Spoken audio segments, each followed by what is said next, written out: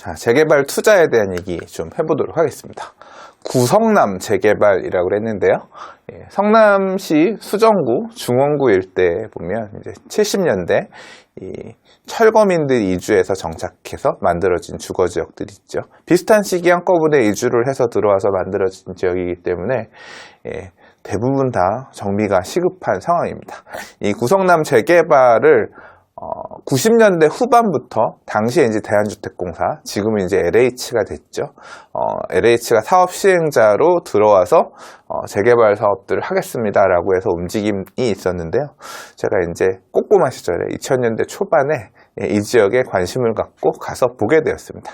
이 관심을 갖고 보게 된 이유는 그 당시에 제가 20대 후반이었는데 뭐 여기에 투자를 하겠다 그런 내용은 아니고, 당시 이제 부동산에 막 관심이 있어서 공부를 하던 시절이었는데, 어머님이 당시에 이제 방배동에 있는 시장에서 이불 가게를 하셨었거든요.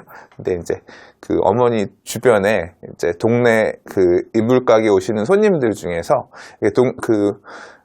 부동산 사장님들이 구성남에 가가지고 여기가 재개발된다라고 하면서 재개발 물건들 사람들을 이렇게 사들이더래요. 그래서 이제 그때 저도 얘기를 듣고, 아 그래요? 관심을 갖고 한번 보게 됐습니다. 제가 중학교를 양재역 인근에 있는 중학교를 나왔는데, 당시에 이제 중학교 친구들 중에 보면 성남에서 넘어오던 친구들도 있고 그랬거든요. 그래서 이제 겸사겸사 그런 그 친구들이 왔던 지역들 어딘가도 있지만 재개발도 같이 물려있고, 호기심 생기기도 하고 해서 그 당시에 이제 좀 보러 갔었어요. 2002년도, 2003년도 이때 같은 경우에 구성남 같은 경우는 가격들이 얼마였냐면, 제가 기억하기로 평당 한 700만 원 정도?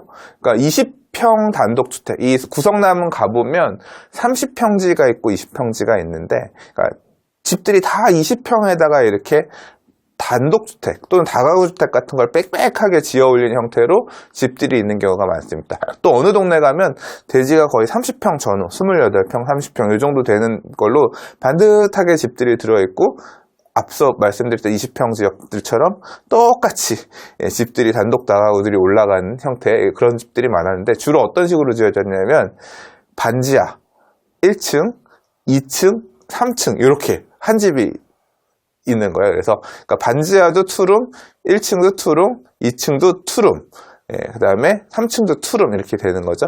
그러면 반지하 같은 경우에 당시에 전세가 한 2천만 원, 그 다음에 1층 같은 경우가 전세가 한 3천만 원 정도 했고요. 그 다음에 2층, 3층이 전세 3,500 정도 했었거든요.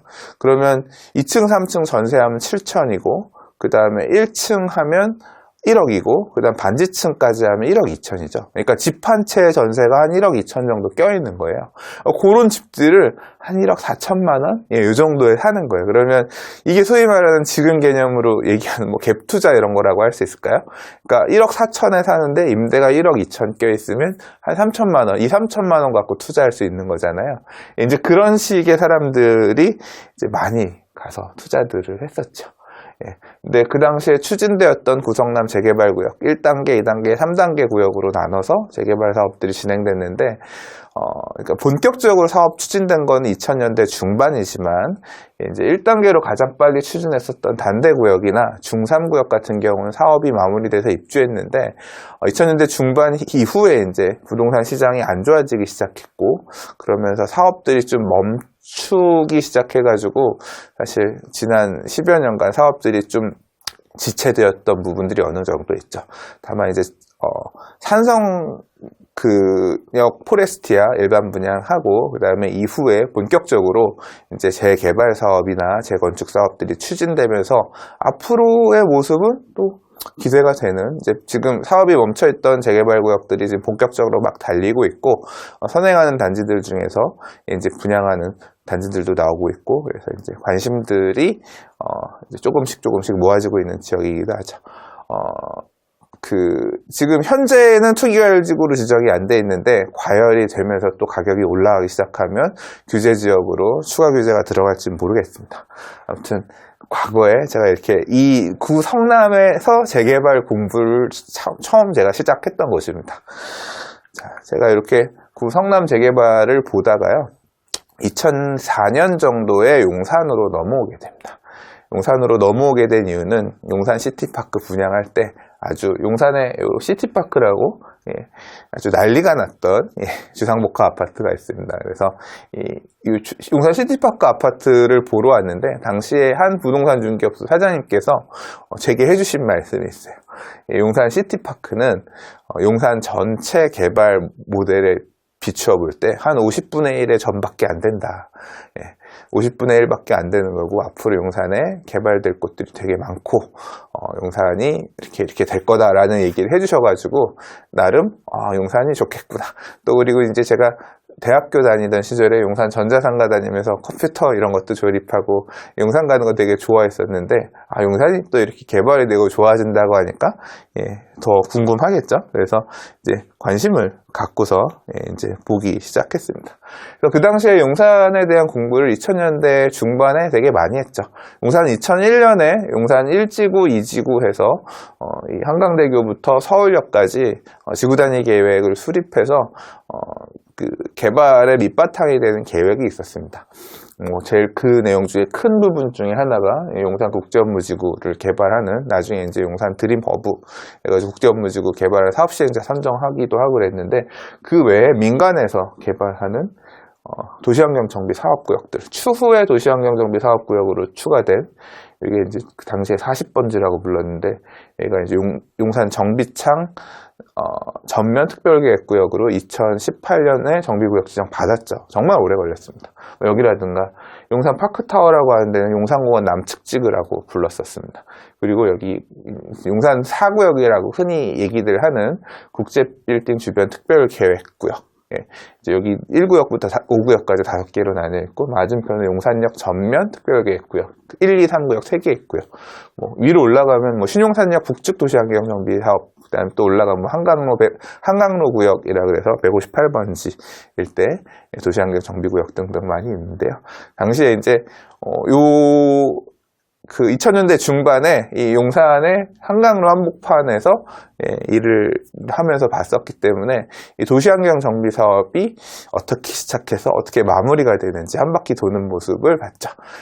레미안 용산이나 용산 푸르지오 서밋 같은 경우는 이 도시환경 정비 사업 통해서 입주를 한 이제 2017년 그때 입주를 했죠. 마무리한 아파트고 그리고 여기 이제 지금 막 지어지고 있는 센트럴파크 용산 해링턴 스퀘어, 이제 거기 같은 경우 국제빌딩 4구역, 그 도시환경 정비 사업에서 지어진 데인데, 이제, 요런 데까지도, 볼 수 있었습니다. 이 용산 부도심을 도시환경 정비 사업하는 내용들을 디테일하게, 정말로 흐름을 현장에서 볼 수가 있었죠.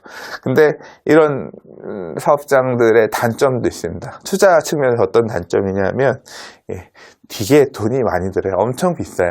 10년 전에 이미 2008년도 이럴 때 평당 1억 원, 막 9천만 원 이렇게 했었거든요, 당시에. 그래서, 빌라 이런 게 없습니다, 이런 데는. 엄청 큰 돈이 들어가야 되는 거예요. 당시에 9천만 원짜리가 20평 하면 18억. 그 당시 지금 돈 가치보다 훨씬 낮았던 때잖아요. 그래서 투자 금액이 엄청 크고 했던 지역이라서, 제가 투자를 할 수 있다? 그런 엄두를 낼 만한 지역은 아니었죠. 그러나 굉장히 좋은 경험을 할 수 있었던 곳이라고 생각합니다. 지금도 이때 부동산 구입해가지고 수익 내셨던 분들, 이런 분들의 사례들은 기회가 되면 제가 이 강의 통해서 설명드리도록 하겠습니다. 자, 그 다음에 3차 뉴타운 후보지라고 되어 있는데요. 2000년대 중반의 큰 트렌드는 2000년대 초반에 이명박 서울시장이 당시에 들고 왔던 뉴타운 사업의 연장선이었습니다. 이 뉴타운이라고 하는 게 나중에 제가 이제 후반기 마지막 강의 쪽 가서 좀 더 깊이 시간을 내서 설명을 하겠습니다만 광역정비 사업이에요. 재개발구역 한두 개 이렇게 해갖고는 결국 이 강북이 가지고 있는 인프라의 한계, 주거 인프라의 한계를 극복할 수 없다. 그렇기 때문에 재개발구역을 좀 광범위하게 지정을 해서 강남은 갖고 있지만 강북이 갖고 있지 못하는 도로, 학교, 공원들의 주거 기반 시설들을 좀 충분히 갖추는 형태로 뉴타운, 말 그대로 신도시 짓듯이 좀 큰 규모로 만들자라는 게 핵심이었고, 그래서 2002년에 1차 뉴타운, 시범 뉴타운, 2003년에 2차 뉴타운, 그 다음에 이제 이명박 시장 시절에 이 3차 뉴타운, 그래서 이제 3차 뉴타운을 지정하겠다라고 했는데, 어디가 뉴타운이 될 거냐라는 게 되게 관심사였어요. 그래서 뉴타운 어디가 될 건지 예상되는 데들, 과거에 뉴타운을 넣었지만 선정이 안 됐던 데들, 뭐 이런 데들 중심으로 해서 또 투자자들이 굉장히 움직이는 그런 움직임도 있고 했었거든요. 그때 이제 제가 관심 가지고 봤던 지역입니다. 여기가 이제 중구 신당동인데요. 신당 뉴타운은 들어보셨나요, 혹시? 중구에는 뉴타운이 없습니다. 정확하게 얘기하면 중구는 대부분 이제 업무지구들 이런 게 많아서 주거 지역의 비중이 상대적으로 적고요. 그나마 이제 주택들이 많이 모여 있는 지역이 요 장충동이랑 신당동 일대가 되게 많이 몰려 있는데요. 뭐 쌍림동 이런 쪽이나. 근데 결국에는 2005년에 여기가 이제 되지 않을까, 하나는 지정해주지 않을까, 구마다 하나는 주지 않을까 싶어서 관심 있게 봤는데 여기는 안 됐습니다. 안 됐고, 나중에 이제 오세훈 시장 시절에 세운 재정비 촉진지구라 그래서 이제 도심 안에 세운상가 주변에 세운 재정비 촉진지구, 거기가 이제 재정비 촉진지구로 지정은 됐죠. 아이러니하게도 원래 업무지구로 이제 계획해서 업무 비율이 높은 어떤 도시환경 정비 사업들을 이렇게 할 줄 알았는데, 최근에 이제 서울시의 기조를 보면, 특히 이제 작년부터 움직인 서울시의 기조를 보면 그런 도심지 내에 업무시설을 짓기로 한 지역에 임대아파트를 많이 놓게 되면 주거비를 높여서 주상복합 아파트 형태를 줄 수 있도록 하겠다. 이제 뭐 이런 내용의 흐름으로 좀 트렌드가 바뀌고 있죠. 약간 얘기가 돌았는데, 저는 아무튼 2000년대 중반에 이 3차 뉴타운 지역들, 될 만한 지역들을 많이 봤는데, 그 당시에 그래서 뭐 신길 뉴타운이나 아니면 장위 뉴타운이나 거여마천 뉴타운이나 부가의 뉴타운, 뭐 등등의 아주 좋은 3차 뉴타운들이 많이 지정되었지만, 이 지역 같은 경우는 떨어졌어요. 그래서 무슨 경험을 하게 됐냐면, 뉴타운 사업이라고 하는 게 적극적으로 이렇게 간다고 하더라도 안 될 수도 있구나. 그런 생각을 하게 됐죠. 근데 이제 3차 뉴타운 이후에 어떤 일이 있었냐면, 3차 뉴타운도 사실 거의 그런 투자였습니다. 되짚어보면 아직 재개발 구역이 본격적으로 재개발 사업이 추진되기 전이었기 때문에 동네 주민들은 이 재개발 뉴타운을 한다고 추진했는지 안 했는지도 모르는 분들도 대다수고, 발빠른 투자자들 중심으로 정보 여기가 될 가능성이 있대 구청에서 뭐 한데, 이제 이런 자료들 오가는 얘기들 갖고 움직이다 보니까 이제 그렇게까지 막 가격이 급등하지는 않았던 시절인 거죠. 그래서 재개발구역 안에 빌라들, 뭐 전세 6천만 원 껴있는 빌라를 9천만 원 주고 매수한다든가, 전세 1억 2천만 원, 1억 3천만 원 들어있는 빌라를 뭐 1억 5천만 원 정도 매수한다든가, 뭐 거의 그런 식으로 우리가 지금 소위 얘기하는 현재 기준으로 보면 거의 갭 투자하는 마음으로 뭐 사람들이 이 재개발구역 안에 있는 빌라들 사고 그랬던 것 같아요. 근데 재개발이 안 됐으니까 사실 뭐 망했다라고도 할 수 있는데, 지나와서 보면 그렇게 망한 투자는 아니에요. 왜 망한 투자는 아니냐면, 이미 전세가만 하더라도 가격들이 훨씬 많이 올라 있는 상황이기 때문에, 지금 뭐 거의 그 당시에 매매가에 지금 한 10년 정도, 12, 3년, 13, 14년 지났잖아요. 그 당시 매매가보다 가격들은 그래도 2005년도 가격에 비해서는 거의 2배 정도는 오른 것 같아요. 많이들 아무튼 가격은 오른 것 같습니다. 자, 그 다음에 이제 4차 뉴타운 후보지에 관심을 갖게 됐는데, 이건 뭐 용산 쪽에서도, 용산 같은 경우 특히 이제 재개발 투자에 대한 홍역을 되게 많이 심하게 알았던 지역이기도 하고 해서 그런데, 이 투자의 흐름이 이제 계속 뉴타운 쪽으로 가니까 3차 뉴타운도 소위 말하는 대박을 쳤죠. 거여마천 뉴타운 이런 지역들 같은 경우는 어떻게 보면 지금은 사실 거여마천 뉴타운이 상대적으로 조금 요번 상승장에서도 소외된 느낌이 있는데, 2000년대만 하더라도 완전히 진짜 이 송파구, 강남 서초 송파는 엄청난 가격 상승의 축이었고, 특히 이제 재건축 초과이익 환수제나, 당시에는 이제 재건축 조합원지 양도금지 규정이라 그래서 조합 설립 인가한 재건축은 매수하더라도 조합원이 되지 못한 이런 규정 때문에 강남 재건축을 사고 싶어도 못 사는 그런 사례들이 되게 많았는데, 그 반사이익을 거여마천 뉴타운, 송파구에 있는 재개발 구역이니까 꽤 받았던 것 같아요. 가격 되게 높았고. 아무튼 3차 뉴타운 되게 대박을 쳤습니다. 근데 이제 이 이명박 시장의 바통을 이어받아서 오세훈 시장이 이제 시장이 됐는데, 당시에 이제 공약이 뭐였냐면 4차 뉴타운을 3차 뉴타운, 이제까지 3개의 뉴타운 했던 거 2배로 짓겠다. 25개의 뉴타운을 추가해서 서울시 안에 50개의 뉴타운을 만들겠다. 뭐 이런 게 당시의 공약이었거든요. 그래서 실제로 시장이 되고 나서 이제 각 구청들에다가 뉴타운, 4차 뉴타운 지정할 거니까 뉴타운 후보지 좀 내세요. 라고 하면서, 지정을 했어요. 이 앞선 선행하면서 1차, 2차, 3차 뉴타운에 투자를 해봤던, 또는 옆에서 봤던 투자자들은 어떤 생각이 들겠어요? 이게 뉴타운만 되면 무조건 가격이 미친 듯이 오른다. 뭐 이런 쪽이었던 거죠. 그래서 4차 뉴타운 후보지, 특히 용산 같은 경우는 용산국제업무지구라든가 용산공원이라든가 큰 개발, 큰 호재들을, 안고 있는, 머금고 있는 그런 지역이었기 때문에 그 배후에 새 아파트가 될 수 있는 지역에 대한 관심 수는 높았습니다. 그래서 2차 뉴타운이었던 한남 뉴타운만큼 또는 그 이상에 대한 관심이 이런 4차 뉴타운 후보지였던 서계 청파 재정비 촉진지구 후보지나 아니면 원효 재정비 촉진지구 후보지 이런 쪽에 갔고요. 실제로 구청에서도 되게 액션을 취했죠. 개발 행위 허가 제한을 걸어서 신축을 못하게 한다든가 하면서 뉴타운 될 줄 알았는데, 결과적으로는 그래서 지가는 되게 많이 올랐어요. 가격들이 되게 많이 상승했는데, 이제 결국은 이 오세훈 시장이 4차 뉴타운 지정을 전면 보류하게 됐다. 2011년에. 그래서 4차 뉴타운 하나도 지정 안 했어요. 이제 그런 과정들을 옆에서 이제 재개발 투자라고 하는 게, 시장이 한다고 하더라도 안 할 수도 있구나. 한다고 했던 시장이 이제 자리를 빼고 나가면 그 다음에 받아주는 시장이 어떤 그런 정치적인 어떤 흐름을 받아주지 않으면 전혀 다른 방향으로 갈 수도 있구나. 되게 많은 교훈을 줬던 그런 시장입니다.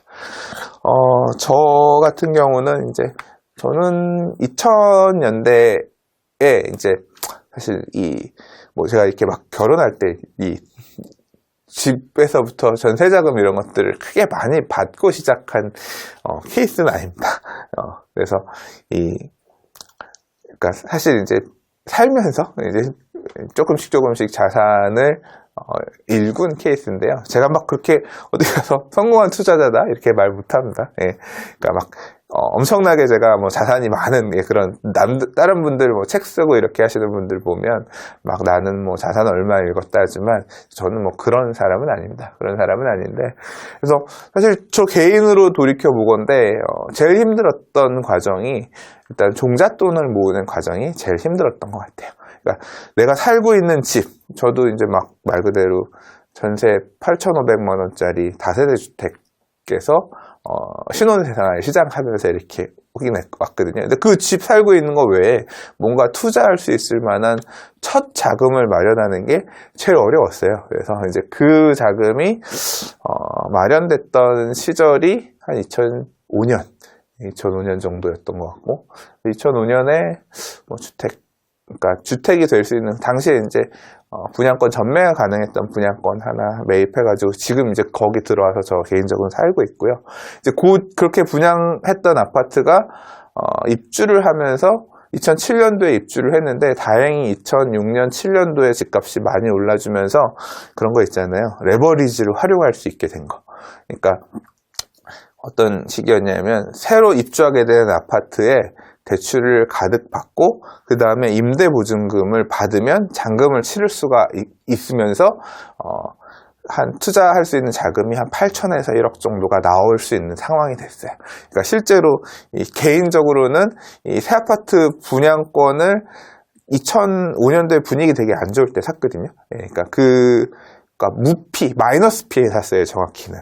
그랬기 때문에, 근데 다행히 얘가 2006년 상승장에 올라주면서 이제 어떤 투자할 수 있는 실질적인 종잣돈을, 재개발 투자를 할 수 있는 실질적인 종잣돈을 쥐을 수 있게 된 거죠. 그래서 그 약 한 8천만 원, 1억 원 정도 되는 돈을 가지고 어떤 걸 투자해야 되나를 당시에 되게 고민을 했어요. 뭔가 나도 재개발 투자를 진짜 내가 하고 싶다. 근데 아까 앞서 살펴봤던 그런 지역들에서 투자하기엔 되게 리스키한 거예요. 리스크가 있는 거예요. 왜냐하면 3차 뉴타운이 지정될 줄 알았는데 안 되는 사례도 있었고, 그 다음에 뭐 용산 이런 데 주요 지역들 좋다라고 생각했지만 4차 뉴타운 용산 되면 좋다라고 생각했지만 일단 할 수 있는 돈이 안 돼요. 너무 비싸. 제가 가진 돈에서는 투자할 수 없어요. 그래서 생각했던 게 그렇다라고 하는. 그리고 또 하나는 뭐였냐면 내가 좀 뭐 자녀들 키우면서 안정적으로 살 수 있을 만한 조금 그래도 좋은 주거지역에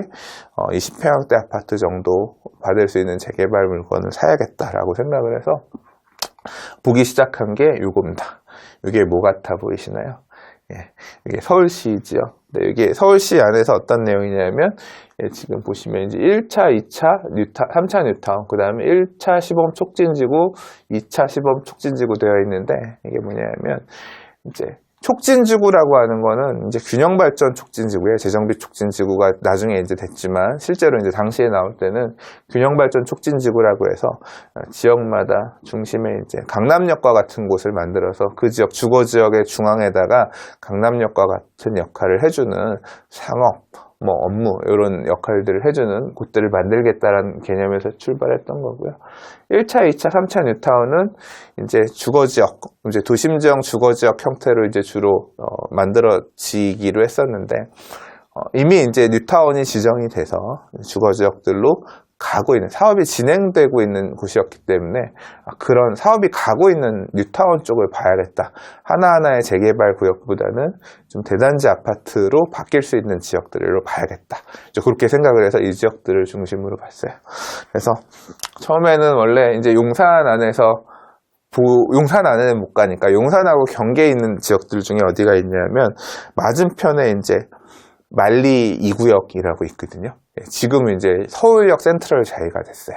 만리 2구역을 먼저 가서 봤습니다. 왜냐하면 서계 청파 재정비 촉진지구 후보지랑 딱 마주보고 있는 위치였거든요.